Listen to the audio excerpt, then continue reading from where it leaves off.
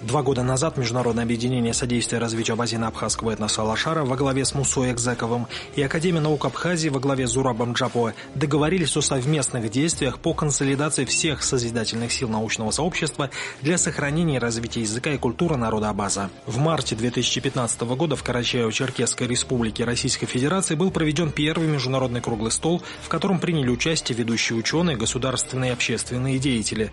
Тогда в Черкесске были сформулированы главные направления будущей программы развития языка и культуры, а также утвержден Координационный совет по реализации программы. Ученые взяли полгода на разработку конкретных проектов. В октябре 2015 года гостеприимный Сухум принял второй международный круглый стол «Абазины и абхазы. Перспективы сохранения и развития языков и историко-культурное наследие». В Абхазию приехали видные ученые из России, представители народа, проживающие в Турецкой республике, руководители общественных организаций, деятели культуры. Совместно с учеными Академии наук Абхазии в течение 2 дней была разработана и утверждена программа «Абазины и абхазы. Сохранение и развитие языков, полевые исследования и архивные материалы» на 2016-2026 годы. В 2016 году ученые России и Абхазии участвовали в реализации проектов программы. Организовывали этнографические экспедиции, в которых детально изучали народные игры абхазов. В отдаленных селах Карачаево-Черкесии и Абхазии собирали уникальный материал по абазинской и абхазской народной игрушке, проводили олимпиады по языку среди школьников,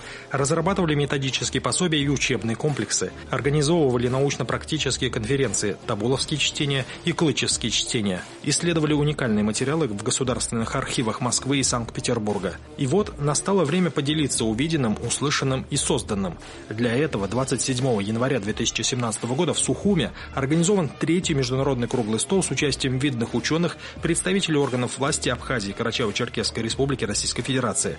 Участники подведут предварительные итоги проделанной работы по десятилетней программе в 2016 году и утвердят сводный план на 2017 год.